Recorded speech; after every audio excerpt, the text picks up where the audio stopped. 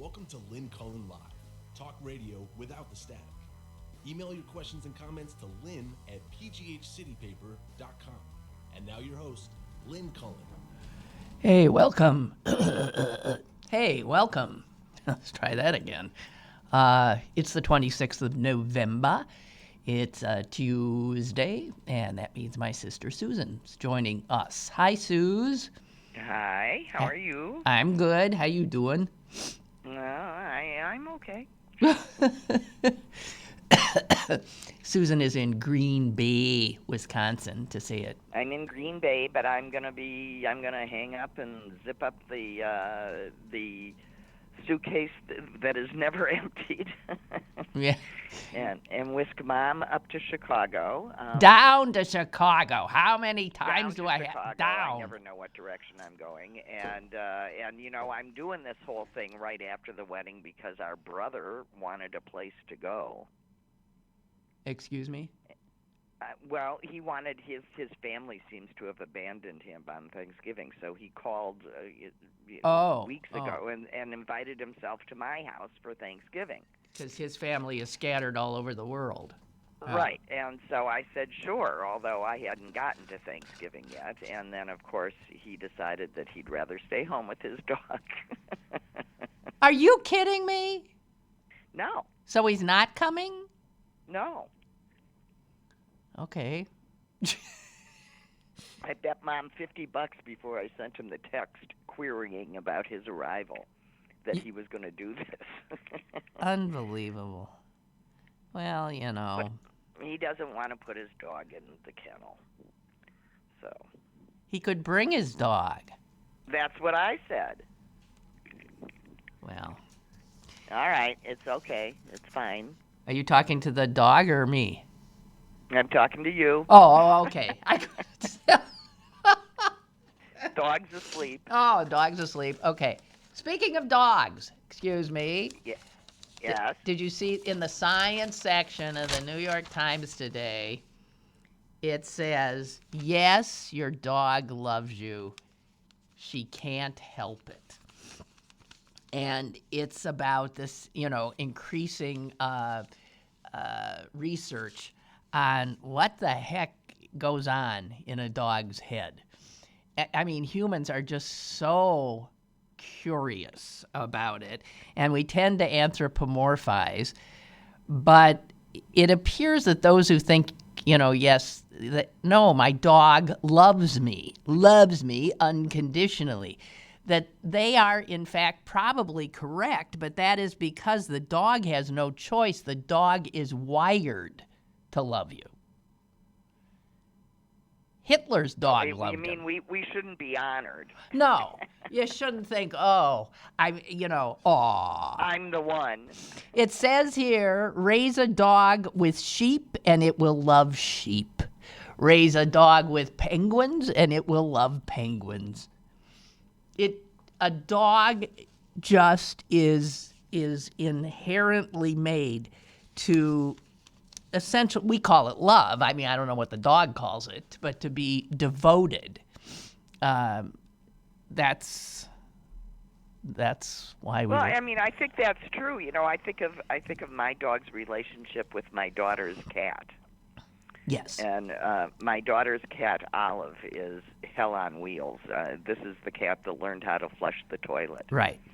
And so we have to keep all bathroom doors shut, or the toilets will be merrily flushing all day. But now, they don't live they grew up together. She grew up with my dog, and my dog always loved her, even though she was so mean to him. She would just sit in front of him and box his face with her. I know, or ambush him at any minute. But he loved her, right? He loved her. And when I take him, and when they moved out, whenever he would see a black cat in a window, he would go nuts. Aww. He would think that he found Olive. And finally, I had to take him over and show him where Olive now lived. And, when he saw her again, he was just happy as can be. That was his cat. Yeah. Well, it says, it has been shown that some dogs, everybody thinks dogs are totally food-oriented, and they are, but there have been studies showing that some dogs, actually will prefer their owners to food. I don't know if our dogs would stack up in that. I don't know. That'd be interesting. You have a choice. Ernie is not all that motivated by food. No, I know he isn't. That is true. His food is always lying there, uneaten, it seems. So here's, and then others are saying, for all we know, a dog's emotional life may be much more complex than ours. So, we think, I don't know, we don't know, but listen to this. Molecular biologists have found that there are genes in dogs that are also found in some humans. And the genes in humans are associated with a genetic disorder called Williams-Burron syndrome. And people who have Williams-Burron syndrome are indiscriminately friendly. That's a syndrome? Yes, because it makes them socially Pariahs. Yeah, because it's like they'll sit on a bus and they'll just start, cuddling with the person next to them or something. They don't get it. They don't understand. So in that respect, the fact that people who have that syndrome, and that is what dogs have. So whatever. And the fact is that human beings over the years have selected the friendliest dogs, right? So that just keeps. But it says to the point that when a dog acts like a dog, we feel the need to apologize. Yeah, right. We forget that they're animals. But some have said that dogs are an extraordinary evolutionary success. Wolves, not so much. And dogs are successful because they hooked up with us. Well, but no, it's not they're successful that they hooked up with us. It's what was it about them that made them hook upable. And so the Times has written other things, remember, about how part of it is the dog's eyebrows wiggle? Yes, they go up, so they have that mirror, facial. They right. can mirror emotions. Right. And communicate better by raising an eyebrow. I mean, my dog has whole conversations with his eyes with me. I know. Well, his eyes are beautiful and expressive and almost human, and that's what, gets you every time. But he uses them to communicate. He points with them and stuff. Yeah. Anyway, so they're still everybody's trying to figure out, because we just love dogs. They have an abnormal willingness to form strong emotional bonds with almost anything that crosses their path. So a dog raised with with an armadillo is gonna, just cuddle with the armadillo. A dog, that's why you see all those wonderful pictures on the internet. Right. These seemingly strange pairings of dogs with other animals. But speaking of dogs, this is all just to get us to the picture. Did you see Donald Trump with the dog yesterday? No. Oh, Susan, you missed a very revealing piece of video. So, was he kicking a dog? No. This is the dog that he has called brilliant.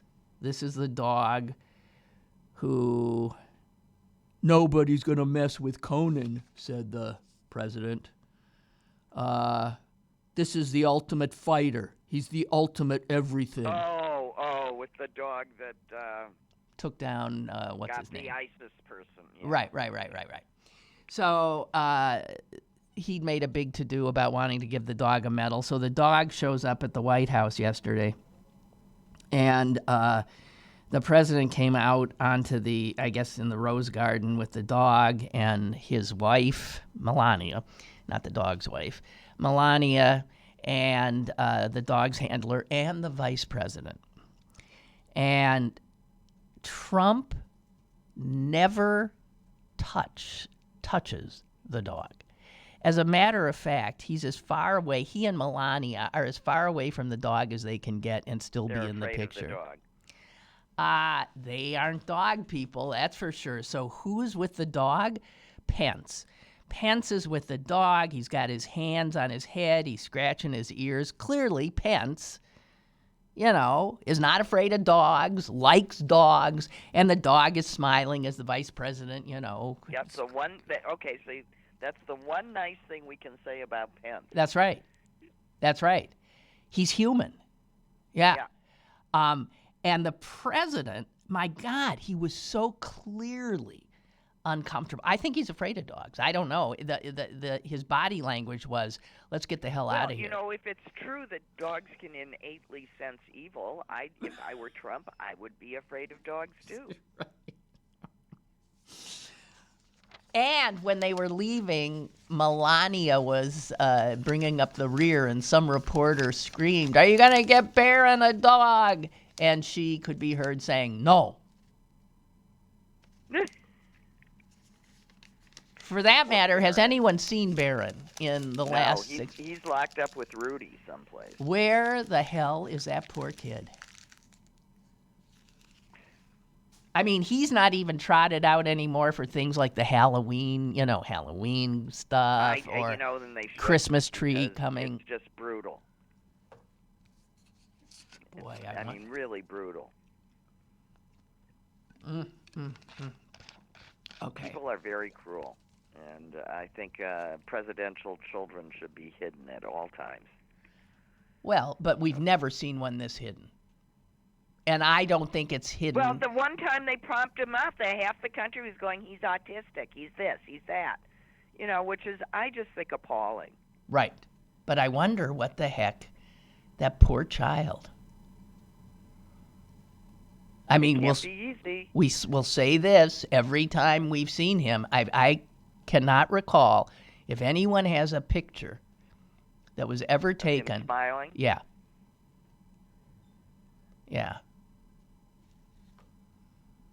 He just looks miserable. Miserable. Well, he's hard, And awkward. We don't know anything. No, we don't know anything.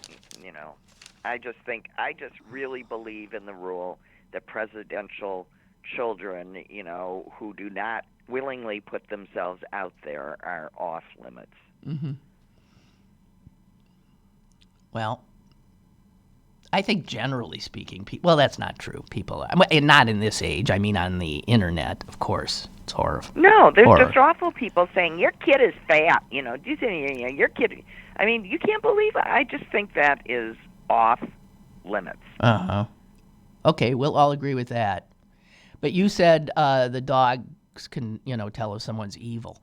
But, Susan, I have here in front of me that the evangelist Franklin Graham, yes, in a podcast last week, said this, that those who oppose Trump are, quote, almost a demonic power. And that's me. Yeah, that's you. And then the host of the podcast, who was interviewing him, corrected the evangelical. You don't usually, you don't get pushback, but this host corrected Franklin Graham by saying, well, I mean, they're not almost a demonic power. They are a demonic power. Right. And Graham concurred. He'd been chastised by putting almost in. And he said, yes, this is a spiritual value. And then the two of them went on to say, again, this is their words, it is fact, not our opinion, that literally 3 years ago our economy was dead in the water, but is now just screaming forward. Fact. Well, and you know what the fact? Of course. Not true. No, of course. It is not true. the economy grew less than 2%. He inherited an economy that Obama had brought back from ruin. They just wipe out that whole 8 years it's very inconvenient, that truth, that there was this unblemished black president that did all of these wonderful things. They can't deal with it, so they've blocked it from their memory, and they think Trump brought them back from 2008. Right. And then I just want to go back to this. We're a demonic force, and Trump is the gift from God. Because did you see Rick Perry? Yeah, the chosen one. Yeah. I mean, how can these people? What is this? I mean, really is it's frightening, because it is. It's insane. Rick Perry, if you hadn't heard, on Fox on Sunday said this. I said, Mr. President, I know there are people who say you said you were the chosen one. And I said, you were. God. Honestly. Well, so, here's Rick Perry's excuse. He's really stupid. I know he's stupid. Yeah. He was the first one to do Dancing with the Stars, and he got voted right off.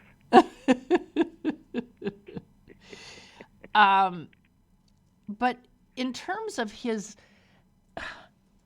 did you say?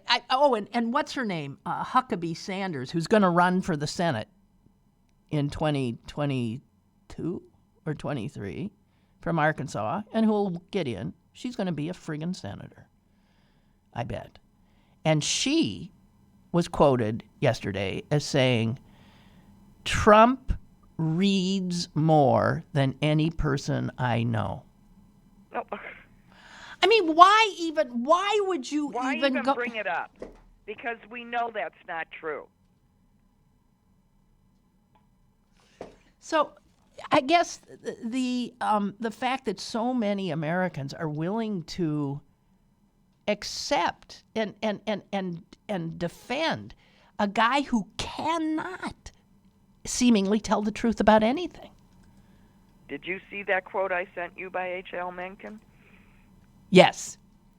And I've seen that quote before. I've quoted that quote before, and I couldn't bring it up on my phone yesterday. Do you have it in front of you? It's a great one. I'll find it. You find it. Because I just find, I'm sure I'm not surprised. The Mencken quote is is from what? Almost 100 years ago. It's from 1920. Okay, it's 100 years ago. H.L. Mencken, this cantankerous. Here's what he said. Here's what H.L. Mencken said. Okay, this is the quote. As democracy is perfected, the office of president represents more and more closely the inner soul of the people. We move toward a lofty ideal. On some great and glorious day, the plain folks of the land will reach their heart's desire at last, and the White House will be adorned by a downright moron. Yeah. Yeah. I mean, it's really scary that he gets it exactly as it right. happened. He describes the base perfectly. Right. All right. Well, but he was not a nice guy, this guy. And he was. No, he wasn't a nice guy. No, and he looked down on everybody. Right. But he got this one right. Absolutely right. We have a caller. We don't? They hung up? They hung up? They got to have more staying power. No. It's just that we didn't take them right away. Maybe they.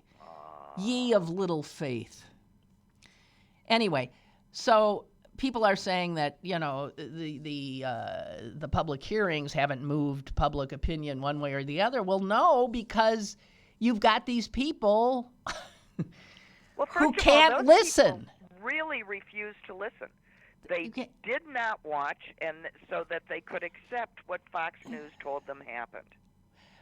I mean, I know they didn't watch. We watched. You know what, though, Susan? Yesterday, who was it? The Wall Street Journal or the New York Times had a piece on the fact that a lot of Americans watched. The ratings, despite what Devin Nunes said, were very high. Yeah. And guess who had the most viewers watching? Not the hearings. Fox. followed right behind by MSNBC. So I can't, that doesn't, in my head, that creates confusion. But Well, no, I mean, if you want to listen and only hear Jordan and Nunez, testifying to their lies. yeah, but you still, if they were listening, some of them, God, one or two had to listen peel to off. those people, and I mean, yes, there was more than one really impressive person trotted out there. Yeah.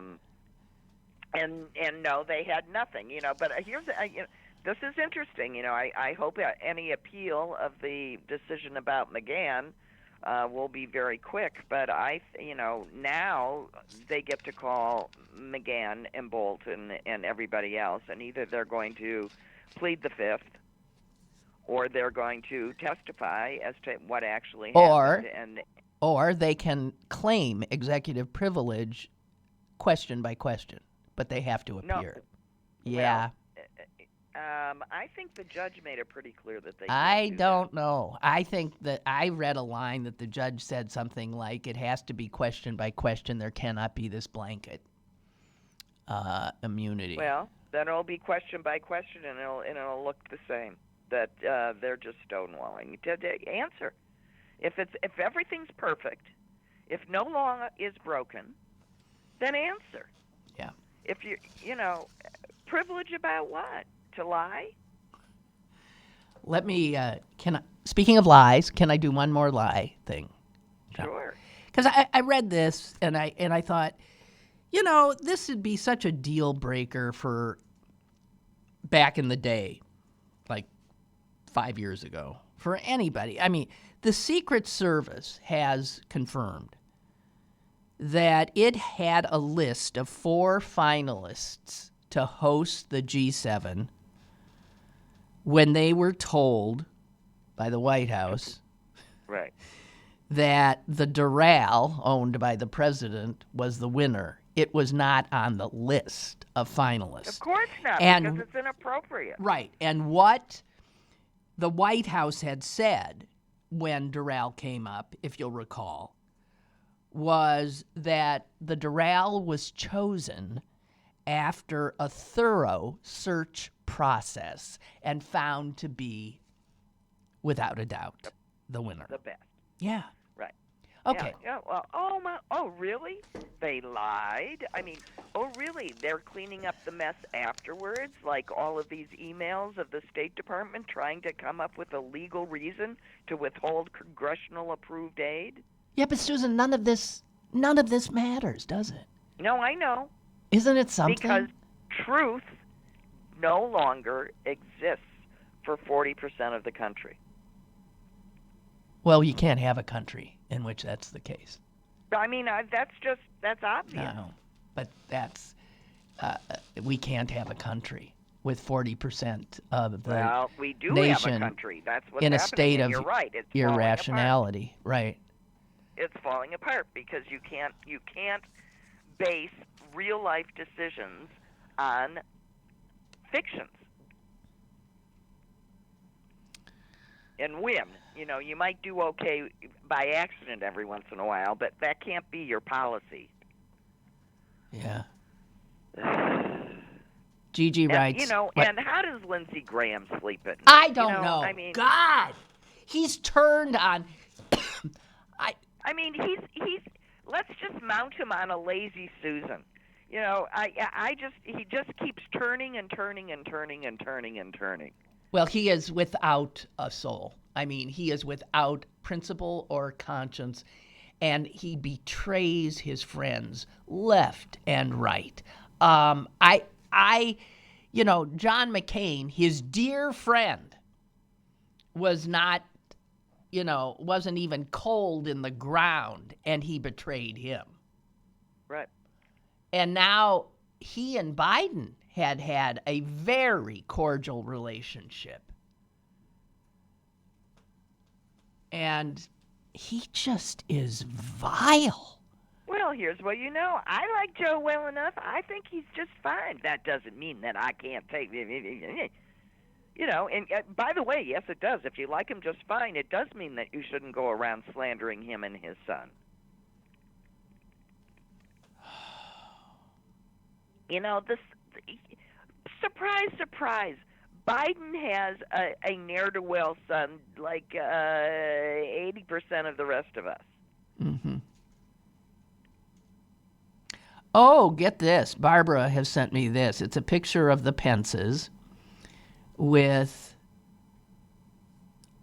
3 cats, all looking very happy. And it says here that the president was reportedly angered when Vice President Pence and his family moved their pets into their federal residence. He called it low class, according to an advisor quoted in The Atlantic.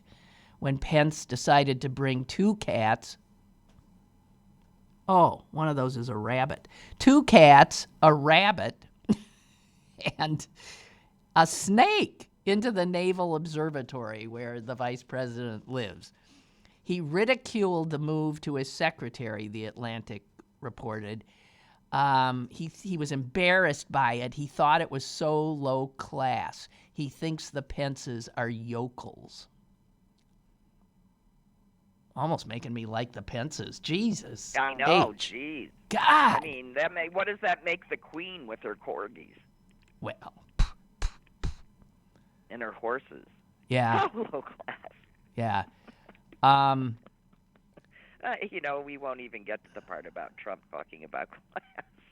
And nothing was funnier than Trump signing this animal cruelty bill into law yesterday. Did you see that? No. Yeah. I was busy yesterday. Oh, yes, I know, but I have to tell you, Donald Trump signed a bill called the Preventing Animal Cruelty and Torture Act.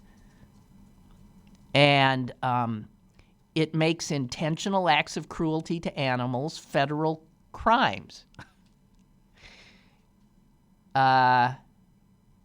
It's a bipartisan bill. Of course. That's the only thing we can agree on. Yeah.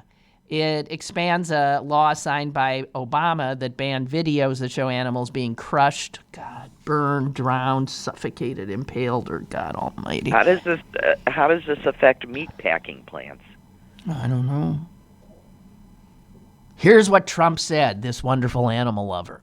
It is important that we combat these heinous and sadistic acts of cruelty which are totally unacceptable in a civilized society. Although posing with a dead 14-year-old who you stabbed 7 times, that is not. I mean, that is acceptable in Trump's civilized society, no, right? It's not only acceptable; it's laudatory. It's mandatory, and anybody who says otherwise is going to get their ass fired, even if they're a long time and clearly high-class military officer. It was, by the way, that bill passed, that he signed, passed the House unanimously, passed the Senate unanimously. You don't get more bipartisan than that. This was a bill, saying apple pie and motherhood are good. God. Okay. This is so. Can I share an awful? Can I share? Please. Yes. If it's making you laugh, go for it. Well, it doesn't make me laugh. I was just laughing at how no matter no matter what you do, it's awful. I can't get through a show anymore without having to talk about things that to me are just unbearable. I mean, evidence of here. This is just a new Gallup poll. Shows, it won't be surprising to you, 34 million Americans reported having a friend or a family member who died in the past 5 years because they couldn't afford needed medical treatment or medications. So the question is, is anyone in your family or a friend died in the last 5 years because they couldn't afford medical treatment? 34 million Americans said, yeah. Now, I rest my case in terms of the fact that this country is shit. Excuse me. We are not a civilized nation. We're supposedly the wealthiest nation on earth, and people die for want of care. 34 million. You proud to be an American? Huh? Are you proud? It's unbelievable. Yeah, but we don't want universal health care. Listen, we don't deserve anything. This nation is, I'm sorry, I'll say it again, shit! Well, it's working hard at it. Another indication. Did you see? I mean, there's a story like this every day, too. These are stories that I literally, usually I can't read because they rip my heart out. And I just can't bear it. But did you see the 3 guys in Baltimore who finally were out in the fresh air and free for the first time in 36 years? 3 guys who, as teenagers, 16 years old, were convicted of a murder they did not commit and spent... Oh, God, I hate these stories make me so ill I can't stand No, I know. Wholesale ruining of lives. 16 years. They were black, right? Yeah, of course. 16 years they were living their lives. For only 16 years. For 36 years, they have known only prison. They're in their 50s now. They were given, now you hear this a lot too. How many millions did they get? No, it says nothing. For all I know, they didn't get anything. By the way, that's state by state. And I think our state, Pennsylvania, if this happened in Pennsylvania, they wouldn't get a penny. There's a lot of states that just let them out and say, I'm sorry. Sorry about that. My bad. Well, in the states that they're allowed to sue, they at least walk away with some money. I don't know what difference that makes. At least they know how they can put a roof over their heads. They were given, in the last 10 years or so, after 26 years in prison or who knows what, they were told they had a chance at parole. But in order to get paroled, they'd have to admit that they did it and were now contrite. That is correct. Right. And can you imagine? People do that. They say, get me out of here. What do I have to say? Yeah, I killed him. Get me out of here. These guys stayed in prison, all 3 of them. They stayed because they refused. They refused the offer to lie. To lie to cover a malicious prosecution. Correct, and it was a malicious prosecution. The state's attorney who brought the case, now dead, had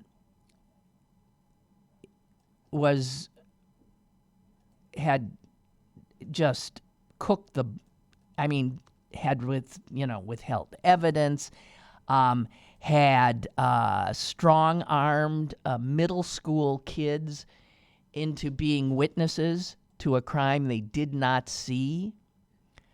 The witnesses have now said, they told the investigators who started looking into this case, they said they had been coached and pressured by police officers who had met with them a number of times without their parents present.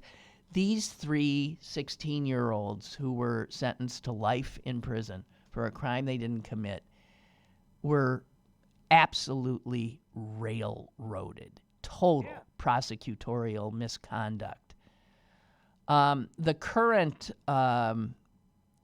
current state's attorney in Maryland, this was all in Baltimore, is a woman named Marilyn Mosby. And she's the one who got these guys out. And she's gotten 6 other people out. She has anybody this prosecutor put in should be let out. Yeah. She now has specialized investigators who are sifting through, I'm sure, every case that SOB had, plus others. And there are other states that are doing this kind of thing now, which is why you'll see more and more of this. How many men have gone to their deaths, have been executed because of this kind of unbelievable corruption? And she said, today is not a victory, as these three poor guys got out. Today, it's a tragedy, she said, that these men had 36 of their lives. Right. 36 it's years not a of their great lives. day when you stop torturing innocent people. It's just a day, you know. I mean, it's awful.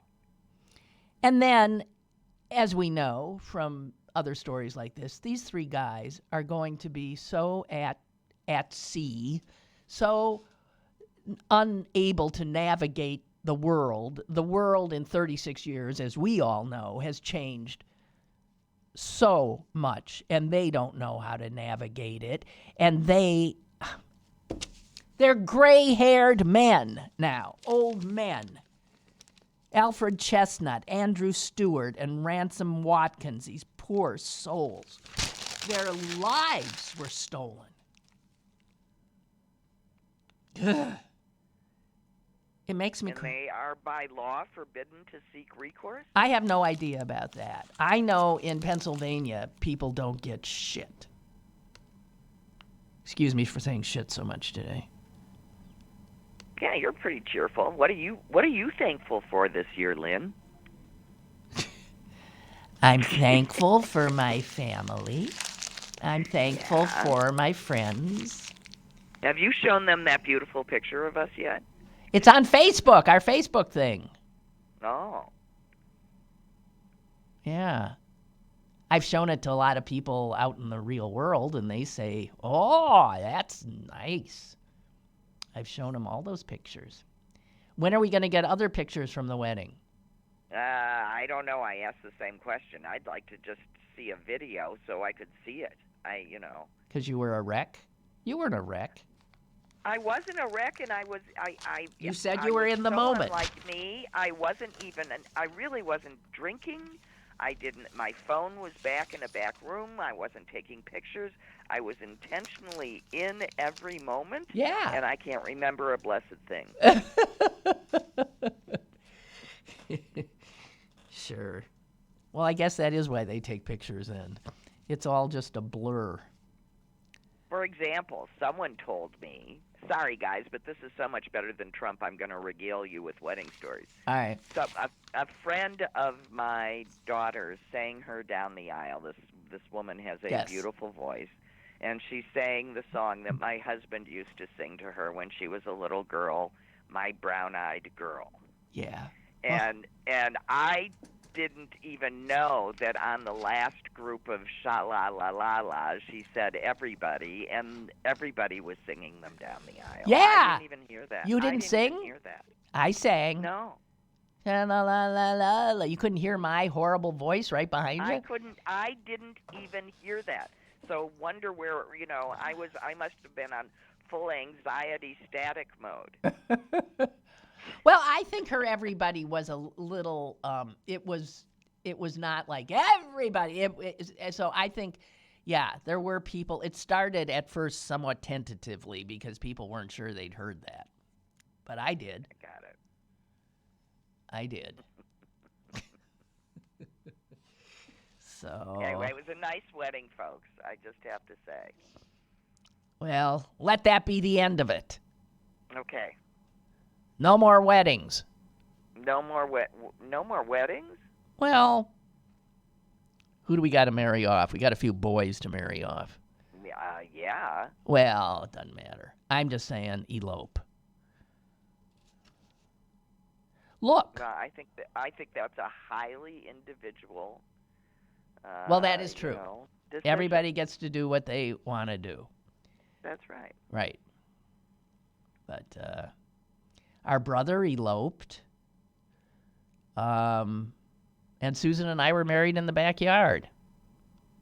Right. And neither of us wore a wedding dress. Nope. Nope. Well, it was it was the 70s. Yeah, but you took his name, which I couldn't believe. This is in the I took his name because my name was Susan Miller. And every time, and do you know how many Susan Millers there were just in our little community? I know. There's in Susan, Green Bay? There's a million of them. So I was constantly hearing Susan Miller's going to do this and Susan Miller's going to do that. And it would always scare me, and it was never me. And I didn't care that my name was then going to be Nutzel. Well, I just didn't want to be Miller anymore. Susan Miller. It was like going through life as Jane Doe. Yeah, we all got screwed on our names. We really did. Susan Beth Miller. I mean, Jane Doe. Ida Lynn Miller? Would you prefer that one?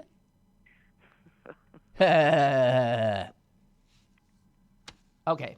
And then Bill was named what he was, but didn't know how to pronounce it. Our brother mispronounced his name for like 40 years. Yeah. His name was William Ian Miller, when in fact it was Ian.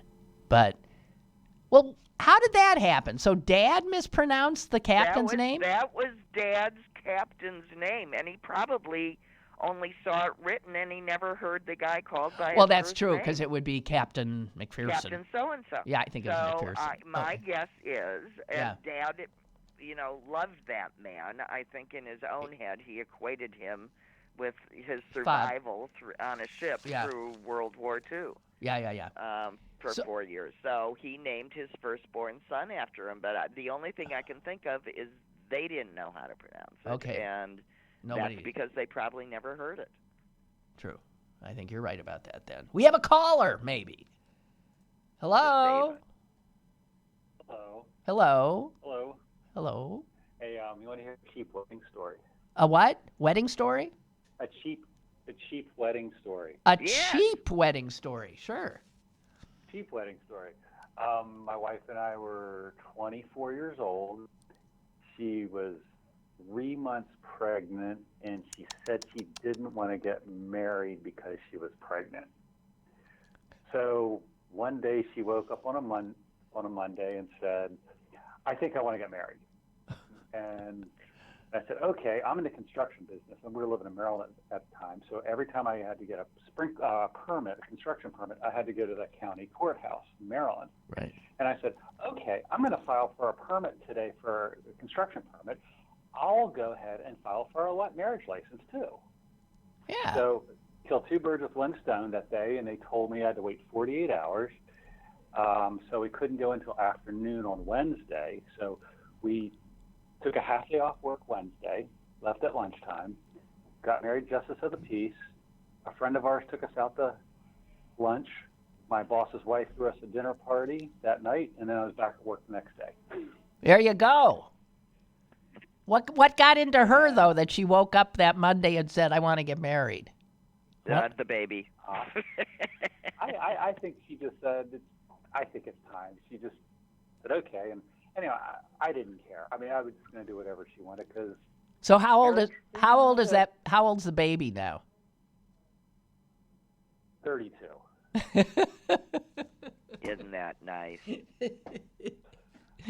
And we have probably the. I don't mean to brag, but I think that we probably have the best marriage that I know of. Quite frankly. Well, congratulations. And we didn't. We didn't go into debt. We didn't. My mom was kind of flabbergasted because she had to pay for 5 weddings for 5 older daughters. Oh, jeez. And she's like, "Where's my pass? So we go just show up." And she didn't have that opportunity because we just got justice of the peace. So they threw us a picnic, I think, the following Sunday or something like that. Well, that worked for you for sure. Yeah, it's not about the wedding. It's not about the wedding, but I congratulations. don't understand, especially we drill it in our young women's minds that it's all about them, and I think that's a real wrong message, what a wedding is supposed to be about, but that's What do we you are, think a wedding's supposed to? What do you would say a wedding is supposed to be about? Joining families and about love and romance. Right. I mean, I think I tell people that pay attention. You are making each other a promise, and that promise might is what keeps you together when you can't remember why the hell you loved each other. So you either keep your promise or you don't. But if you do, you end up where you are, with a lifelong, companion that knows you, and you become one. It really is, you become this entity, and that's what people strive towards, and it turns out to be not as easy to get as people think. I think people's values are turned upside down, or what's important, and it's like, man, you got nothing unless you're happy and healthy, and all the other is just fringe and frosting, right? It's and it's like not important. But thank you for the great story, and congratulations. Yeah. Thank you. All right. Well, have a nice Thanksgiving. Yes, and you too. You too. Everybody have an apolitical Thanksgiving. I don't know if that's possible. Oh, God. Possible, but okay. Okay. Bye. Thank you. Goodbye. Bye.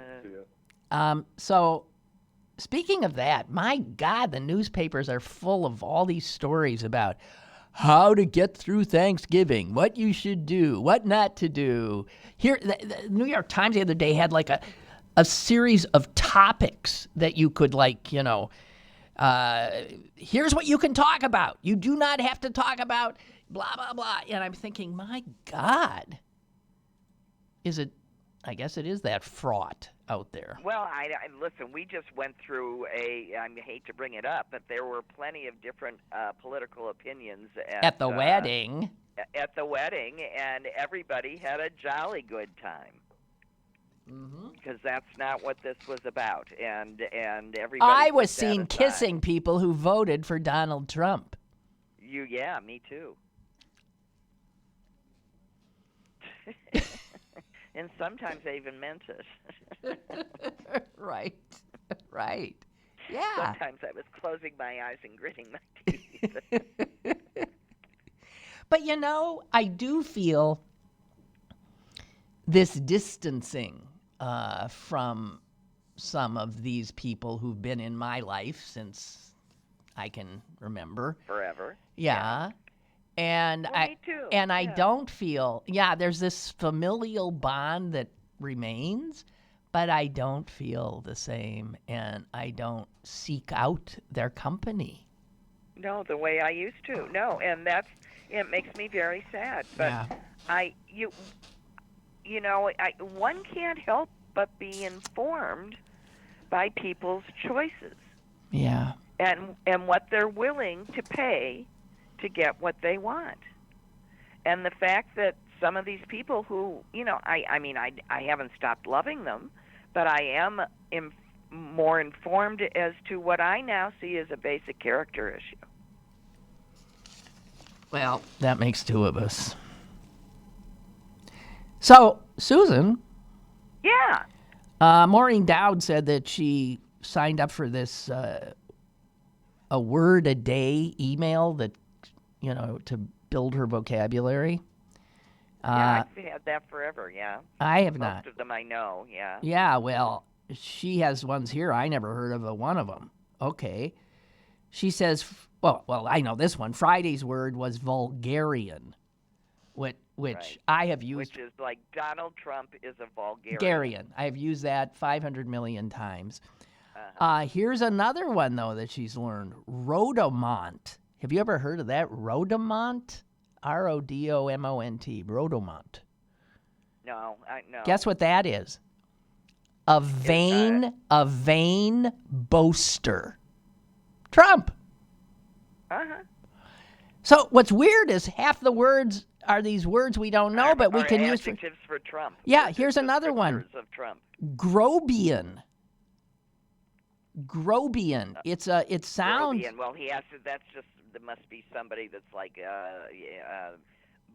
big and Lobby and Grobian. Yeah. Well, No, Grobian, what is that? it sounds like it'd be an adjective, but it is a noun. A Grobian is a buffoon. Yeah. Okay, that's enough. Okay, all of these. And a synon, S-I-N-O-N. Never heard of that either. Or sign-on. I don't know how it's pronounced. One who misleads and betrays. Well, as in Donald Trump. Donald Trump. Sign-on. Donald Trump. He's a Grobian, sign-on, vulgarian rhodomont. And that's just getting started. And here's another word. Prodictomania. And that is a feeling or belief that everyone is out to get you. So he's also a prodictomaniac.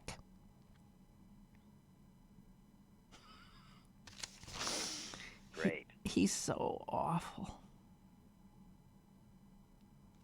All right. Yeah, he is awful. I mean, beyond awful. I mean, Beyond. I'm just going to say again, but I mean, well, let's see what happens if they bother to subpoena some of these folks.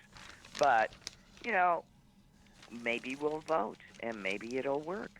I think it sounds to me like what's happening is Michael Bloomberg timed his coming in, and if he can get a stepladder up to his steed and ride in, he might just save everybody. Nah. What do you mean? As president? He's not going to be president. I want him to use his money to get whatever Democrat is elected, and I know he is going to do a lot of that because he's using his money to make sure for for getting voters out for. I mean, he's a good guy in that regard. This is a guy who uses his gazillions really well. He said he's going to die penniless. He's going to give it all away one way or another. Good. Wait a minute here. Milton has. Oh God, we've got this new email server, Susan, and That doesn't work. No, it doesn't work. But it literally says everything I want to see is. Wait, I'll do it again. It is unbelievable. It doesn't let me see anything. It says may have sensitive content. Everything. So if you send me an email with a nursery rhyme in it, it will not. It'll say, I have sensitive content. And so you have to literally press a button to undo. To make it well, we don't want you to be triggered. No, that is correct, I guess. So anyway, I have dismantled or undone or something, and so I got Milton's quote, which is something he got from Twitter, and it says this: avoiding politics at Thanksgiving is how we got Trump. Put on juggalo war paint and politicize everything. Redistribute the bread rolls. Nationalize the Monopoly game. Unionize the Flag Football League. Incite a kids' table uprising. Make a guillotine for your table centerpiece. I want to go to his house. That is great. That's wonderful. The good news is that my Thanksgiving table is going to be full of people that agree with me. So, yeah. Well, me too. Actually, the only disagreement at where I'm going is there'll be some people there that are way to the left of me. But I'll try to keep my mouth shut. I'm going to a communist Thanksgiving. Cool. Yeah, these are some serious lefties. I mean, these people have been working in the... I mean, I really am. And I'll try to behave myself. Yeah, please. Yeah, no, I mean, but really, I will be one of, if not the most moderate person at the table, definitely one of them. I have a score one for the deer and the deer hunting in Wisconsin story. Do you want to hear it? Oh, yeah. Okay, so I'm sitting at a meeting yesterday with a Uh-huh. bunch of guys. You have not told and me how they- that meeting went, by the way, and I'd like you to It's send me all something. fine. Okay, all right. I'll Okay. send out an email. It's all fine. Okay. And so I'm sitting at this meeting, and they have all been deer hunting, and one got a 10-pointer, and someone accidentally shot a 6-pointer, and you get a $250 fine for that. And then this other guy walks in, and he's got what seems to be like a fresh Harry Potter scar right down his forehead. And I'm trying not to notice, because you don't say, "Hey, what happened to you?" when you first meet some guy in a meeting. But somebody else did say, "Hey, what happened to you? Yeah. We were hunting. What happened?" And he laughs. He said, "Well, I was sitting on this pail, and there was going my buck, and I had my rifle up, and just as I was pulling the trigger, the pail broke, and I went down, and the gun, with the rifle ricocheted right into his forehead, knocked him out." And he missed the buck. Well, of course, because the rifle pointed up. Right. Good. So And that's what I said. I just smiled and I said, "Well, it's very cute. You look like Harry Potter, and score one for the deer." Jesus. I used to so hate being in Wisconsin during deer hunting With season. all those dead deer lashed on top of Oh, God, every other car had animals. Bloody animals on them. God. Couldn't take it. Anyway. So, I think that's it. John Simon, one of the more hated critics in America, is dead. And I don't see any, all I saw on Twitter was things like, "Yeah, screw him." I mean, my God, he must have been hated. 94, he wrote film reviews, theater reviews for the New Yorker. For New York Magazine, I think, but also for a bunch of other. He likened himself to H.L. Mencken, who we started things with. But he was said to be a racist, a misogynist, homophobic, and grossly insensitive. I'm going to give you 2 quotes by him. And I don't necessarily disagree, I must say. Oh, and by the way, of people of interest, he liked almost nothing. Nothing. He loved the plays of August Wilson. Just saying. Okay, so he says. All right. Well, that doesn't sound like he's, Well, okay. he just liked the the plays of August Wilson. It doesn't mean that a black person wouldn't get his. But he said this: "I do not like people who are a professional this, that, or the other. Professional writers, actors, and singers, that's okay. But I don't like professional Jews, professional homosexuals, professional blacks, professional feminists, professional patriots. I don't like people abdicating their identity to become part of some group and then becoming obsessed with this and making capital of it." I don't necessarily disagree with that. No, I don't okay. sort of either. Okay, and I know what he's talking about. Yeah, I do too. And here's another quote. He says, "The world is full of idiots and they're in control of everything. If I can't convince these imbeciles of anything, I can at least annoy them. And I think I do a reasonably good job of that." Well, I think I say that all the time. When I send political contributions to my my hated opponent on the school board, I send her lots of money to keep her in the Senate of Missouri, because she is the single most aggravating person I know, and that's what I want her to do. I want her to go down there and aggravate all those Republicans. It's perfect. Okay, one more that Milton has sent. "I will be changing my Wi-Fi password to impeach45 this Thursday so that my MAGA family members have to put that in their devices to have some of my delicious Wi-Fi." Oh.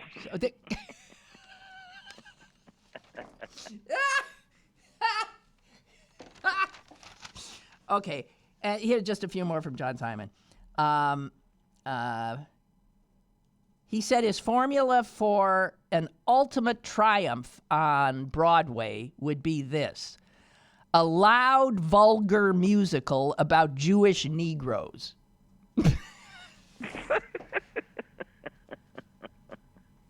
No, it would be a loud musical about Jewish gay Negroes. Okay, okay. Well, whatever. I actually think that's funny too.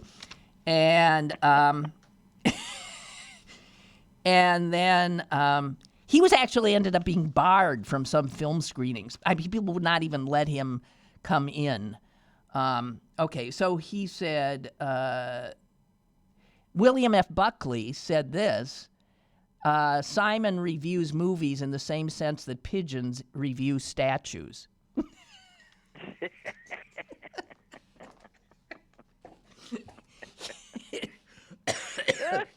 And here's what he said. If you know that about him, then everybody knows that about yeah, him. okay. And no one if all he writes are negative reviews, then that cancels itself. Okay, and we're out of time. We're over time. We got to get out of here.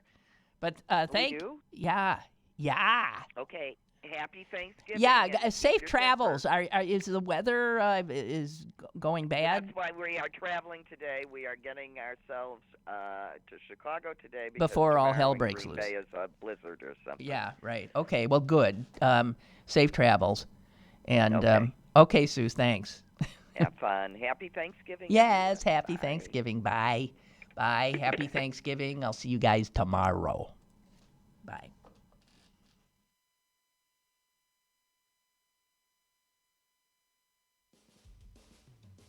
Lynn Cullen Live, Monday through Friday from 10 a.m. to 11 a.m.